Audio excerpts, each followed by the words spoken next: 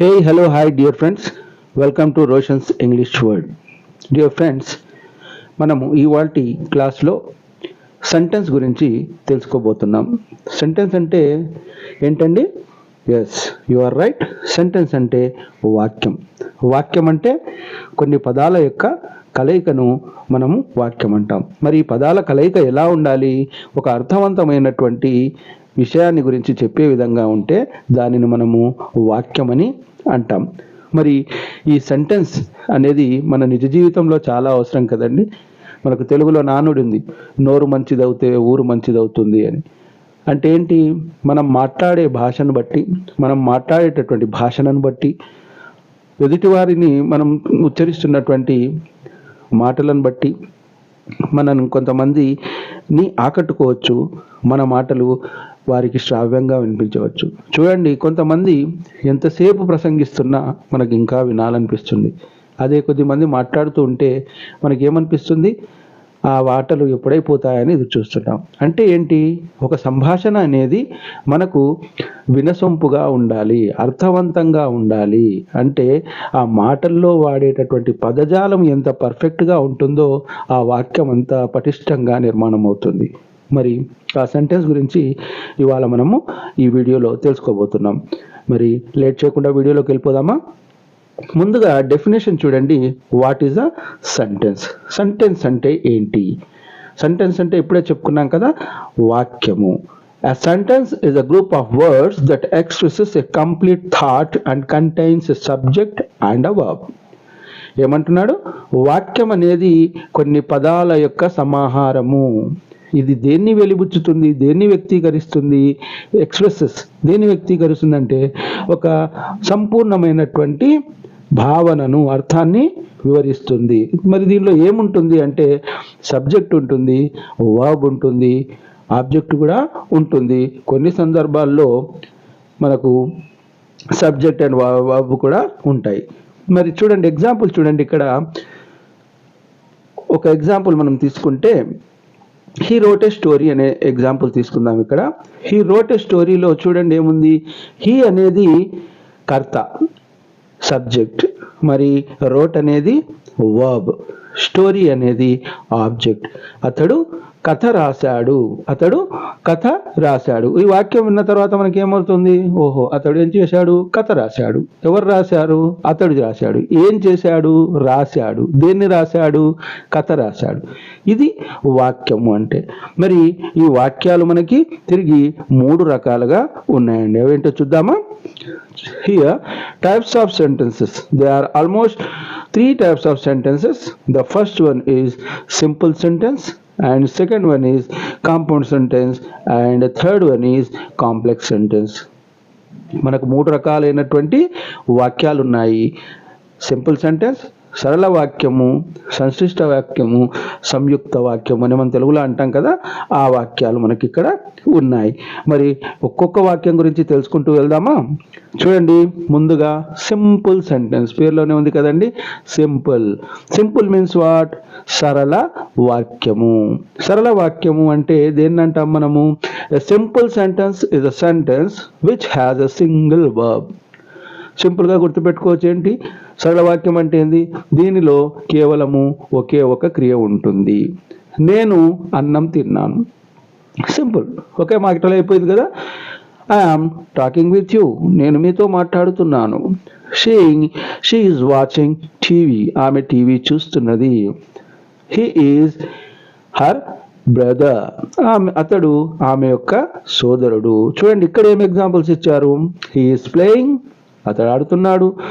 They are good friends, వారు మంచి స్నేహితులు. షీ మేడ్ డిన్నర్, ఆమె రాత్రి భోజనం సిద్ధం చేసింది. ఇది ఇక్కడ మనకు సింపుల్ సెంటెన్స్కి సంబంధించినటువంటి ఎగ్జాంపుల్స్. మరి ఈ సింపుల్ సెంటెన్స్ మళ్ళీ మనకు 3 రకాలుగా ఉంటుంది. ఏంటి అది సింపుల్ సెంటెన్స్ 3 రకాలు అంటే? చూడండి, ఇక్కడ there are 3 types of simple sentences. The first one is a declarative sentence. అంటే మనము ఒక విషయాన్ని ప్రకటిస్తాం చూడండి, దానిని డిక్లరేటివ్ సెంటెన్స్ అంటారు. ఉదాహరణకి మన స్కూల్లో మన సార్ గారు లేదా కాలేజ్లో మన ప్రిన్సిపల్ గారు మనకు చెప్పారండి, okay dear friends, tomorrow is a holiday for hour college are school, right? రేపు మన పాఠశాల లేదా మన కాలేజీకి సెలవు ప్రకటించడం జరిగింది, రేపు మీకు సెలవు అంటున్నాడు. ఏంటి ఇక్కడ ప్రకటన? I'm late to the college, నేను కాలేజ్కి లేట్ అయిపోయాను అంటే వీరు విషయాన్ని ప్రకటిస్తున్నారు, వెలిబుచ్చుతున్నారు. దాన్ని ఏమంటాం మనము? డిక్లరేటివ్ సెంటెన్స్ అంటారు. Have got it dear friends? Declarative sentence అంటే అర్థమైంది కదా? Okay, right, good. మీరు కూడా ఈ క్లాసెస్ విన్న తర్వాత నేను నా వీడియోస్ మీకు చాలా ఉపయుక్తంగా ఉంటాయి, అలా అని నా వీడియోస్ చూసేసినంత మాత్రాన్నే మీకు ఇంగ్లీష్ వచ్చేస్తుందని నేను అన్నానండి. దేనికైనా ప్రాక్టీస్ అవసరం. ప్రాక్టీస్ మేక్స్ మ్యాన్స్ పర్ఫెక్ట్ అన్నారు కదా.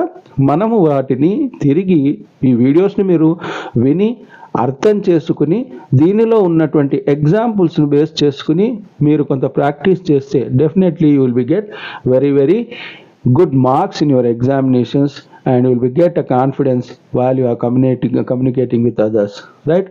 మరి నా వ్యూవర్స్ లో చాలా మంది టెట్ పోలీస్ కానిస్టేబుల్స్కి విఆర్ఓస్కి రాసే వాళ్ళు ఉన్నారని నాకు కాల్ చేసి చెప్పడం జరిగింది. కనుక వాళ్ళందరికీ కూడా నేను సూచించేది ఏంటంటే ఒక నోట్స్ పెట్టుకోండి. ఆ నోట్స్లో ఇందులో ఉన్నటువంటి ఇంపార్టెంట్ టిప్స్ని మీ సినాప్సిస్లో అంటే మీకు అర్థమయ్యేటటువంటి భాషలో మొత్తం సుదీర్ఘంగా అక్షరం రాసుకోకుండా మీకు ఒక పదాన్ని చూస్తే ఆ విషయం ఇప్పుడు మీ వీడియోలో చూసిన విషయం మీకు గుర్తొచ్చేటట్టుగా మీరు రాసి పెట్టుకోండి. మళ్ళీ మీకు ఏమైనా డౌట్ వస్తే ఈ వీడియోస్ని మళ్ళీ చూడవచ్చు. కాకపోతే మీరు ఎంత ప్రాక్టీస్ చేస్తే అంత పర్ఫెక్ట్గా మీకు ఆ సబ్జెక్ట్ అనేది గ్రిప్లోకి వస్తుంది. రైట్, నెక్స్ట్ చూడండి. సింపుల్ సెంటెన్స్లో ఇంటరాగేటివ్ సెంటెన్స్. ఇంటరాగేషన్ అంటుంటాం కదా, విన్నాం కదా మనం. పోలీస్ స్టేషన్లో పోలీసు వాళ్ళు ఇంటరాగేషన్ చేశారు, నేరస్తుని ఇంటరాగేట్ చేశారు. ఇంటరాగేట్ అంటే ఏంటి? ప్రశ్నించడం. రైట్, మీరు అనుకుంటుంది ప్రశ్నించడము. ప్రశ్నించడం అనేది ఏంటి? బస్సు ఎప్పుడు వస్తుంది అని బస్ స్టాండ్లోకి వెళ్ళాడుగా అనుకోండి, అదేంటి అది? Yes, interrogative sentence. మీ నాన్నగారు ఏం చేస్తారు? This is also an interrogative sentence. మరి ఇక్కడ మనకు ఎగ్జాంపుల్ చూడండి. హీ ఈజ్ మై అపోనెంట్ అంటే డిక్లరేటివ్ అవుతుంది. అతడు నా ప్రత్యర్థి, ప్రకటిస్తున్నాం. ఈజ్ హీ మై అపోనెంట్, అతడు నా ప్రత్యర్థ, ప్రశ్నిస్తున్నాం. వాడు నాకు పోటీయా అంటున్నాం కదా, ఆ ప్రశ్న. That is an interrogative sentence. ఇంకా ఏమైనా ఎగ్జాంపుల్ చెప్పగలరా మీరు? Right, you all of you can do dear friends. So is she my friend, ఆమె నా స్నేహితురాలా అని ప్రశ్నిస్తున్నాం కదా, అది ఇంటరాగేటివ్ సెంటెన్స్ అవుతుంది. మరి నెక్స్ట్ చూడండి, ఎక్స్క్లమేటరీ సెంటెన్స్. ఆశ్చర్యార్థకరమైనటువంటి వాక్యము. ఆశ్చర్యార్థకరం ఏంటి? అలా జరిగిందా? ఏంటి ఇంగ్లాండ్ గెలిచిందా క్రికెట్లో అంటే అది ఒక వండర్ అన్నట్టు. వాళ్ళు ఏదో సపోజ్ 60 రన్లు చేసి టీం ఆల్అవుట్ అయిపోయింది. ఏ కెన్యా లాంటి చిన్న దేశంతోనో ఇంగ్లాండ్ లాంటి ఒక బలవంతమైనటువంటి టీం ఆడి 80 రన్స్తో ఆల్అవుట్ అయినటువంటి ఇంగ్లాండ్ ఆ మ్యాచ్లో గెలిస్తే ఆ విషయం తెలిసిన మనం ఎలా స్పందిస్తాం దానికి? ఏంటి ఇంగ్లాండ్ గెలిచిందా? ఆశ్చర్యం. అక్కడ ప్రశ్న ఉంటుంది, ప్రశ్న రూపంలో మనకు అనిపిస్తుంది, కానీ అక్కడ మన భావన ఏముంది? మన మాటల్లో ఆశ్చర్యాన్ని వెలిపిస్తున్నాం. బేసిక్గా మనం ఎండల్లో అంటాం, అబ్బా ఏమెండ ఉంటుందండి. ఎండ సూర్యుడు ఎండే ఉంటుంది, మండే ఎండే ఉంటుంది. ఏమెండ అంటే ఆ ఎండ ఈ ఎండ అని కాదు, ఆ ఎండ తీవ్రత ఎంత ఎక్కువగా ఉంది అని. సో చూడండి, ఇక్కడ ఒక ఎగ్జాంపుల్ తీసుకుందాం. What a pretty puppy is that. Wow, ఆ ప్రెట్టి, ఆ పప్పీ, ఆ కుక్క పిల్ల ఎంత అందంగా ఉంది అని ఆశ్చర్యపోతున్నాం. దీన్ని మనం ఏమంటాం? మనము రైట్, ఎక్స్క్లమేటరీ సెంటెన్స్. ఈ ఎక్స్క్లమేటరీ సెంటెన్స్ తర్వాత మనము మన దగ్గర ఉన్నటువంటి మరో రకమైనటువంటి వాక్యం ముందు గుర్తుపెట్టుకోండి. ఇంతవరకు మనం చెప్పుకునే అన్ని సింపుల్ సెంటెన్స్లోనే. సింపుల్ సెంటెన్స్ తిరిగి 3 రకాలు ఉంటుంది. అది ఏంటి? సింపుల్ సెంటెన్స్, డిక్లరేటివ్ సెంటెన్స్ అంటాం, దానిలో కొన్నిటిని ప్రకటన చేయడాన్ని. ఇంటరాగేటివ్ సెంటెన్స్ అంటున్నాం, అంటే ప్రశ్నించేటటువంటి అర్థం ఉన్నటువంటి వాక్యాన్ని. ఎక్స్క్లమేటరీ సెంటెన్స్, ఆశ్చర్యార్థకరమైనటువంటి వాక్యాన్ని ఎక్స్క్లమేటరీ సెంటెన్స్ అని అంటాం. ఓకే డియర్ ఫ్రెండ్స్, మరి మనకి సెంటెన్సెస్లో మరి రెండో రకమైనటువంటి సెంటెన్స్ ఏంటి అంటే కాంపౌండ్ సెంటెన్స్. కాంపౌండ్, వాళ్ళంతా మా కాంపౌండ్లో ఉంటారు అంటే ఏంటి? కలిసిమెలిసి ఉంటారు అని అర్థం. కాంపౌండ్ సెంటెన్స్ అంటే సంయుక్త వాక్యం అని తెలుగులో చెప్పుకుంటాం. మరి సంయుక్త వాక్యం అంటే ఏమవుతుంది? A compound sentence is when two complete sentences are connected by a comma and conjunction. ఏమంటున్నాడు ఈ భావన? దీని అర్థం ఏంటి అంటే, కాంపౌండ్ సెంటెన్స్ అంటే ఏంటి అంటే, రెండు సంపూర్ణమైనటువంటి వాక్యాలు కామా చేత లేదా కంజంక్షన్స్. మనం ఇంతకుముందు వీడియోస్లో కంజంక్షన్స్ గురించి క్లారిటీగా చెప్పుకున్నాం కదండి. చూడండి, మనం గతంలో నేర్చిన దాన్ని నేను మీకు స్టెప్ బై స్టెప్గా స్పైరల్ వేలో నేను క్లాసెస్ని మీకు వీడియో ద్వారా అందిస్తున్నాను. స్పైరల్ వే అంటే ఏంటండి? బేసిక్ నుంచి ఒకదాని తర్వాత ఒకటి ఒక సర్పిలాకారమైనటువంటి విధానంలో, అంటే మెట్టు తర్వాత మెట్టు. ముందే మనం సెంటెన్సెస్ చెప్పుకుని ఆ తర్వాత ఆల్ఫాబెట్ చెప్పుకుని ఆ తర్వాత వర్డ్, ఇట్లా కన్ఫ్యూజన్ కాకుండా మనము ప్రొనౌన్సియేషన్ అనే క్లాస్లో మనము letter, alphabet, how to pronounce that alphabet, which type of the sounds that alphabet produces లాంటి విషయాలను తెలుసుకున్నాం. దాని తర్వాత వర్డ్ గురించి తెలుసుకున్నాం. దాని తర్వాత మనము కొన్ని ఇంపార్టెంట్ గ్రామర్ రూల్స్ తెలుసుకున్నాం. ఇప్పుడు సెంటెన్స్ ఎందుకు ఇప్పుడు చెప్పుకుంటున్నాం అంటే, మనకు అన్ని రూల్స్ తెలుసు, వర్డ్ ఎలా ఫామ్ అవుతుంది తెలుసు, ఏ ఆల్ఫాబెట్ ఎలా ఉచ్చరించబడుతుంది అనేది తెలుసు. కనుక ఇప్పుడు మనం ఏం చేస్తామంటే, ఆ వాక్యం అనేది ఉపయోగించేటప్పుడు ఏ ఏ పాయింట్స్ని ఎక్కడెక్కడ ఎలా వాడాలి అనేది మనకి ఈ సెంటెన్స్లలో ఉపయోగించుకోవచ్చు. చూడండి, మరి ఇక్కడ ఏమంటున్నాడు? కంపౌండ్ సెంటెన్స్ అంటే మనకి ఇక్కడ చెప్తున్నది ఏంటి అంటే, రెండు వేరు వాక్యాలు కామా చేత లేదా కంజంక్షన్ చేత, సముచ్చయం చేత విడదీయబడి ఉంటాయి. అంటే ఏంటి? ఆ కామాకు ముందున్న వాక్యానికి సంపూర్ణ అర్థం ఉంటుంది, ఆ కామాకి తర్వాత ఉన్న వాక్యానికి కూడా సంపూర్ణమైన అర్థం ఉంటుంది. ఆ రెండిటి మధ్య కామా లేదా సముచ్చయము ఉపయోగించబడుతుంది. చూడండి, ఇక్కడ ఫార్ములా రూపంలో మీకు ఇచ్చాను. కంప్లీట్ సెంటెన్స్ ముందు ఉంటుంది, ప్లస్ కామా వస్తుంది, ప్లస్ కంజంక్షన్ వస్తుంది. There are so many types of the conjunctions కదండి. అక్కడ ఆ సందర్భాన్ని బట్టి ఆ వాక్యాల యొక్క మధ్యలో ఎలాంటి సముచ్చయాన్ని మనం వాడితే ఆ రెండు వాక్యాలు సమ్మిళితం అవుతాయి, అర్థవంతమైన వాక్యంగా ఏకవాక్యంగా మారుతాయో అలాంటి conjunction plus another complete sentence. చూడండి, ఇప్పుడు ఎగ్జాంపుల్ తీసుకుంటే మనకి ఇది క్లియర్గా అర్థమవుతుంది. Ravi tripped on the steps, ఇదొక వాక్యం అండి. Ravi tripped on the step అంటే ఏంటి? రవి మెట్ల పైన కాలు జారి పడ్డాడు. And his friends laughed loudly. And అనేది ఇక్కడ కంజంక్షన్ అయింది. హిస్ ఫ్రెండ్స్ లాఫ్డ్ లౌడ్లీ, అతడి మిత్రులు పగలబడి నవ్వారు. రవి పడిపోవడము ఒక స్వతంత్ర వాక్యము, అతడి ఫ్రెండ్స్ నవ్వడము ఒక స్వతంత్ర వాక్యం. రెండు సంపూర్ణ వాక్యాలు ఉన్నాయి. ఈ రెండు వాక్యాల తర్వాత మొదటి వాక్యం తర్వాత వెంటనే ఏం ఫాలో అయింది? కామా వచ్చింది. ఆ కామా తర్వాత రెండో వాక్యాన్ని కలపడం కోసం అండ్ అనే సముచ్చయాన్ని తీసుకున్నాం. మరియు రవి కింద పడ్డాడు, మరి అప్పుడు అతడి ఫ్రెండ్స్ విరగబడి నవ్వారు. అర్థమైంది కదా? Ravi tripped on the steps and his friends laughed loudly. Second example చూడండి. Rani likes cooking dinner for the family. Rani likes cooking dinner for the family. రాణి తన ఫ్యామిలీ కోసం, తన కుటుంబం కోసం రాత్రి భోజనం చేయడాన్ని ఇష్టపడుతుంది. బట్ షీ డజంట్ క్లీన్, కానీ ఆమెకు శుభ్రం చేయడు, ఆమె శుభ్రపరచదు, ఆ గిన్నెలు అవి కడగదు అన్నట్టు.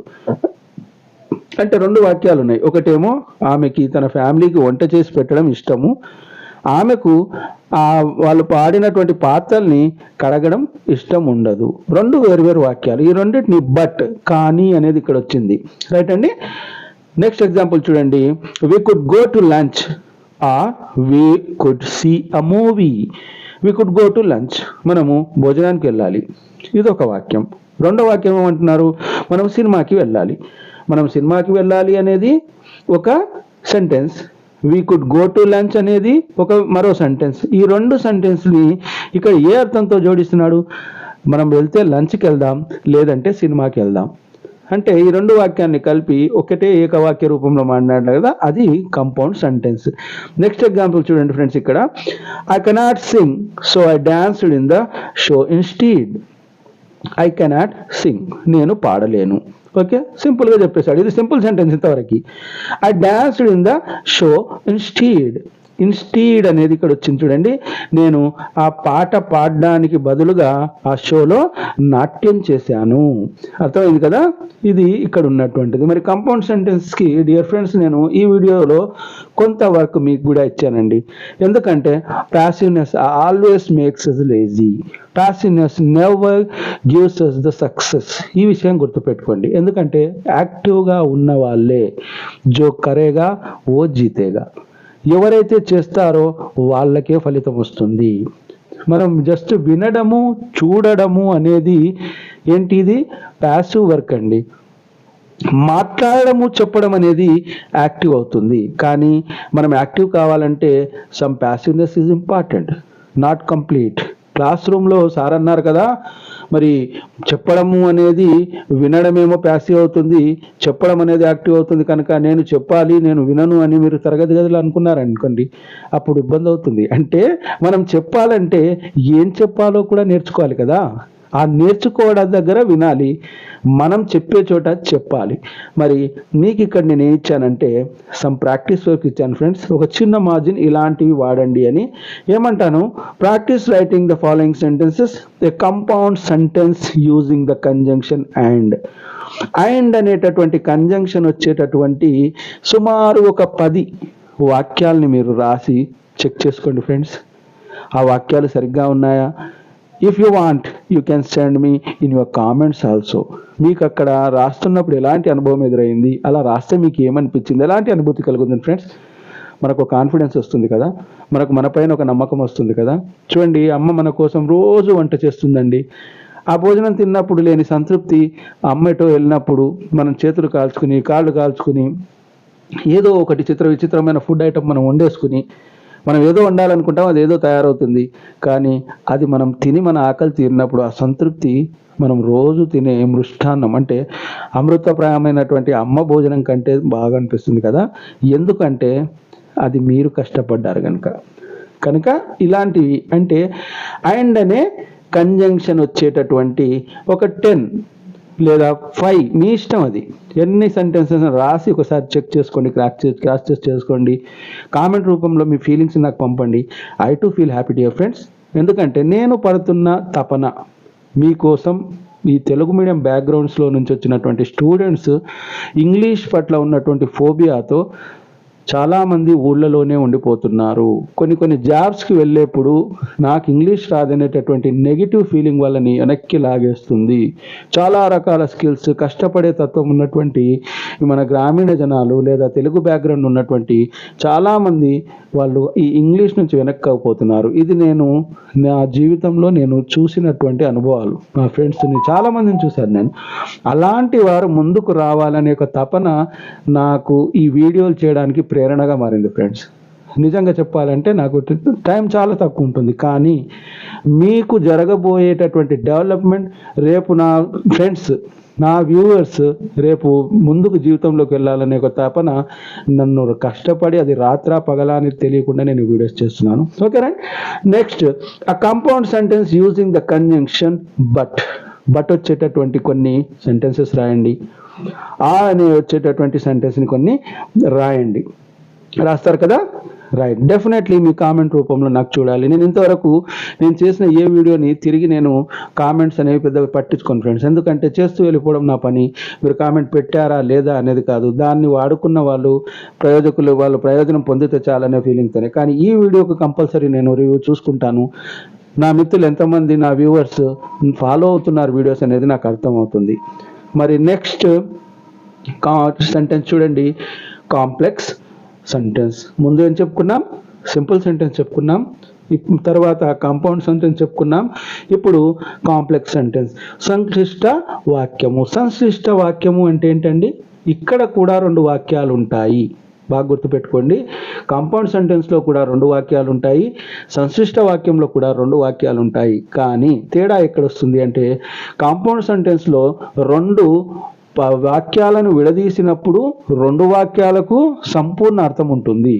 కానీ సంక్లిష్ట వాక్యంలో 2 వాక్యాలను మనం విడదీస్తే అర్థరహితంగా మారిపోతుంది. అంటే అది సంపూర్ణమైనటువంటి వాక్యాలుగా ఉండవు. ఉదాహరణకు ఎగ్జాంపుల్ చెప్తాను. నేను కాలేజెస్లో నా స్టూడెంట్కి చెప్పేటప్పుడు ఈ టాపిక్ని నేను ఎప్పుడు వాడే ఎగ్జాంపుల్ ఒకటి చెప్పేవాడిని. ఏంటి మీకు కూడా చెప్తాను నేనండి. నా స్టూడెంట్స్ కూడా ఉండింటారు, వాళ్ళకి గుర్తొస్తుంది. అంటే నిన్న రాత్రి అర్ధరాత్రి 12 గంటలకు అని కాసేపు ఆగాను. అంటే కామ. నిద్ర లేచి నీళ్లు తాగి పడుకున్నాను. ఫస్ట్ ఏమన్నాను నేను, నిన్న రాత్రి 12 గంటలకంటే వినేవాళ్ళు ఏమనుకుంటుంటారు? సో వాట్ హ్యాపెండ్ ఏమై ఉంటుంది? నిన్న రాత్రి 12 గంటలకు దయ్యం కనిపించిందా? సార్కి ఏమైనా అయిందా? ఎవరైనా దొంగలు వచ్చారా? ఏమైంది అని అనుకుంటుంటారు కదా. సింపుల్గా ఏముంది, నిద్ర లేచాను, మెలకు వచ్చింది, నీళ్ళు తాగి పడుకున్నాను. అంటే నేను అర్ధరాత్రి 12 గంటలకు అన్నాను అనుకోండి, దానికి ఏమైనా అర్థం ఉందా అండి? దాని తర్వాత ఏమవుతుంది అనే ఊహ మాత్రమే ఉంటుంది తప్ప అక్కడ అసలు కంప్లీట్నెస్ లేదు. నీళ్లు తాగి పడుకున్నాను అనే దానికి వాక్యానికి అర్థం ఉంది. కానీ రెండింటిని జోడించాలి అంటే ఏమవసరం అండి? ఒక కామా పెడతాం. అక్కడ కూడా మనము ఒక కామా పెట్టిన తర్వాత రెండో వాక్యాన్ని ఒక క్లాజ్ వస్తుంది. ఎగ్జాంపుల్ చూడండి, మీకు అర్థమవుతుంది. ముందు డెఫినేషన్ వినండి. ఏ కాంప్లెక్స్ సెంటెన్స్, వింటున్నారా? Right. A complex sentence is a sentence that starts with a dependent clause followed by a comma and A complete sentence. ఏముంటుంది? డిపెండెంట్ అన్నాడు. అంటే ఈ వాక్యము కామా వరకు ఉన్నటువంటి అసంపూర్ణమైనటువంటి వాక్యము కామా తర్వాత ఉన్నటువంటి ఒక. సో కాంప్లెక్స్ సెంటెన్స్కి ఫార్ములా మళ్ళీ ఒకసారి చూద్దామా? ముందుగా ఏముంటుందండి? డిపెండెంట్ క్లాజ్ ఉంటుంది, దాని తర్వాత కామా, దాంతోపాటు మిగిలిన కంప్లీట్ సెంటెన్స్ వస్తుంది. ఓకే, ముందుగా ఆధారం అవసరం ఉన్నటువంటి ఒక వాక్యము, క్లాజ్ అంటే అసంపూర్ణమైనటువంటి వాక్యము, దాని తర్వాత కామా ఉండి సంపూర్ణ వాక్యం దీనికి జోడించబడుతుంది. మరి దీనికి ఎగ్జాంపుల్ చూడండి. After school I have to go to chess practice. School అయిపోయిన తర్వాత, స్కూలు ముగిసిన తర్వాత నేను చెస్ ప్రాక్టీస్ చేయడానికి వెళ్తాను. When she said that, I was confused and upset. When she said that, ఎప్పుడైతే ఆమె అలా అన్నదో, ఏదో అనిందండి, అన్న తర్వాత ఏం జరిగింది? ఆమె అట్లంటే ఏం జరిగింది? హ్యాపీ అయిందా? సాడ్ అయిందా? హౌ డిడ్ యూ ఫీల్ అంటే I was confused and upset. నేను తికమక పడ్డాను, దాని తర్వాత ఏమయ్యాను? అప్సెట్, నీరసపడిపోయాను. అంటే ఏదో నన్ను హర్ట్ చేసేటటువంటి విషయం ఆమె చెప్పింది అని మనకు అర్థమవుతుంది. నెక్స్ట్ ఎగ్జాంపుల్ చూడండి. I love going outside when the weather is warm. నేను బయటికి వెళ్ళడము నాకు ఇష్టం. ఎప్పుడైతే వాతావరణము వెచ్చగా ఉంటుందో. ఇప్పుడు చలేస్తుంది కదండి, చలికాలం, వీఆర్ షివరింగ్. సో ఈ చలిలో మనకి బయటికి వెళ్ళాలంటే దుప్పటి కప్పుకుని, ముసుగు కప్పుకుని ఇంట్లో కూర్చుని ఉండడం మనకు ఇష్టం. మరి చలిలో బయటికి వెళ్ళాలంటే అంత ఇష్టంగా ఉండదు. కానీ బచ్చగా ఉన్నప్పుడు కొంచెం మనకి సూర్యుడు వచ్చాడంటే చలికాలం ఆహ్లాదకరంగా ఉంటుంది. అలాంటి వెదర్లో నేను బయటికి వెళ్ళడము ఇష్టపడతాను అని ఇక్కడ మనకు చెప్పడం జరిగింది. So I hope you all are get a clear idea about the sentences. మరి ఈ వీడియో మీకు నచ్చినట్లయితే don't forget to like, comment, share and subscribe yours Roshan's English World. And మనము వెరీ సూన్ ఈ వీడియోస్లో మనము రాబోయేటటువంటి 10th ఇంటర్మీడియట్ విద్యార్థుల యొక్క పబ్లిక్ ఎగ్జామ్స్ని, అలాగే TET, TRT, DSC, constable and దాంతోపాటుగా ఇతర ఉద్యోగాలకు కావాల్సిన బేసిక్ ఇంగ్లీష్కి సంబంధించినటువంటి గ్రామర్ని మళ్ళీ ఓసారి రివ్యూ చేసుకుంటూ వాళ్ళ యొక్క క్వశ్చన్ పేపర్స్ని ఎక్స్ప్లెయిన్ చేస్తూ దానిలోని టాపిక్స్ని కవర్ చేసేటటువంటి వీడియోస్ నెక్స్ట్ రాబోతున్నాయి కనుక don't miss to watch my videos. Until then, take care. Goodbye. We subscribe, you to subscribe Roshan English World.